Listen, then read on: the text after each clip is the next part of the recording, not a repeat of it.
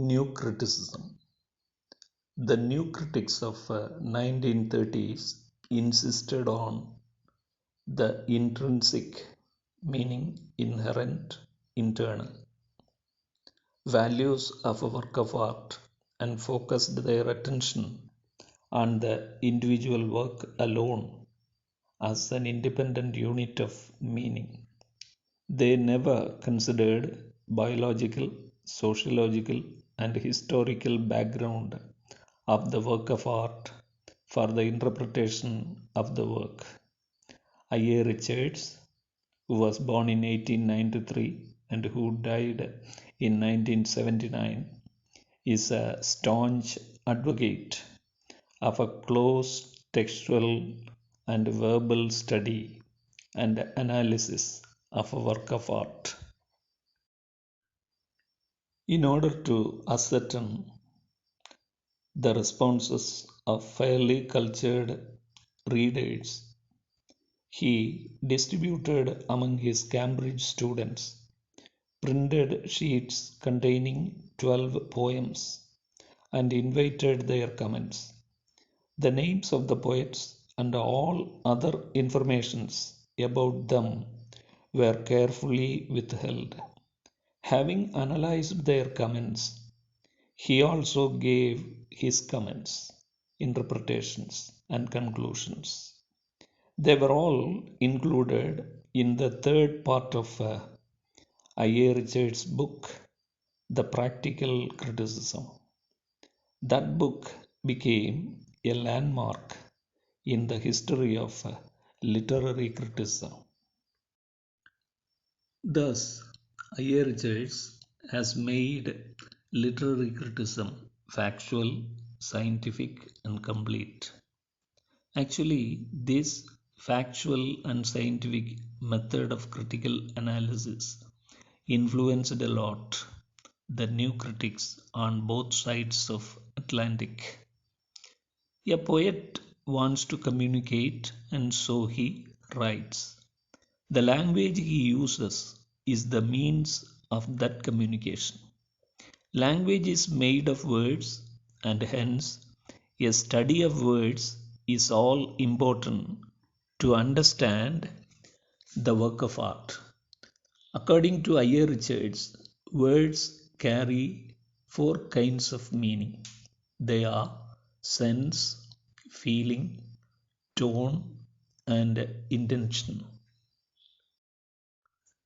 By sense is meant something that is communicated by the plain literal meaning of the words. Feeling refers to emotions, emotional attitude, will, desire, pleasure, unpleasure, and the like. By tone is meant the writer's attitude to the reader.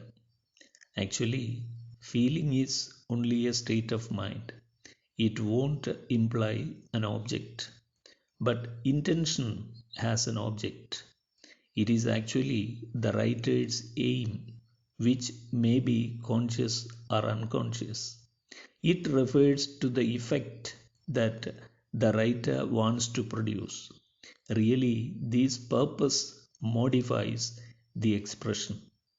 It draws attention to something of importance.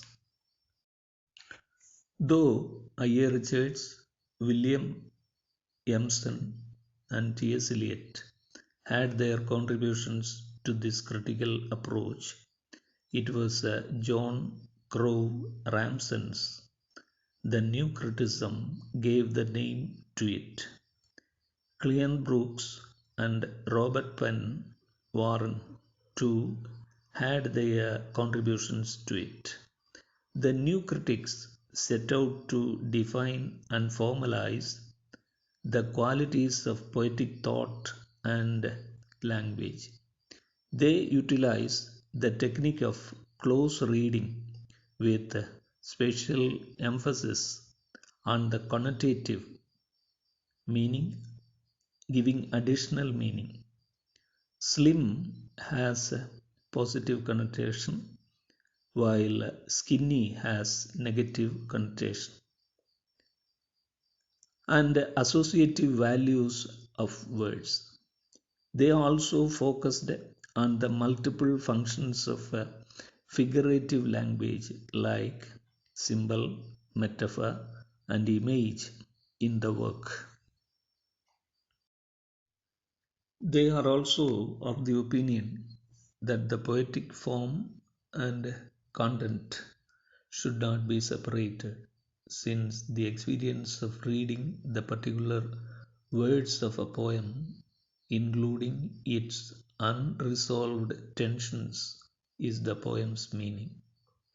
Though T.S. Eliot sneered at the verbal analysis as lemon squeezing, many new critics, including John Crowe Ransom and William Empson, used this tool and techniques on an extensive scale.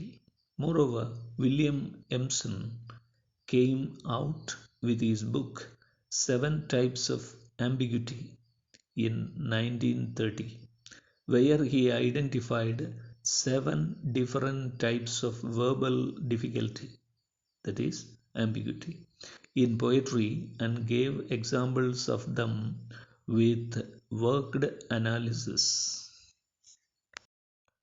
According to Cleon Brooks, the language of poetry is the language of paradox. So, a paradox is also a central concern of many new critics. It is actually used by almost all poets, though it seems to be self contradictory. It turns out to have a valid meaning. It is evident that the paradoxical utterance, Death's Death, of John Donne in his Death Be Not Proud has made the poem unique. It happened only when the new critics came out with their new approach. Metaphysical poets were totally neglected earlier. Similarly, irony, ambiguity, tension, affective fallacy, and intentional fallacy are all having their inevitable contribution in poetry. They were all excellently identified and interpreted by the new critics in between 1930 and 1970, in which period the practical criticism or the new criticism had a dominant role to play both in Britain and America.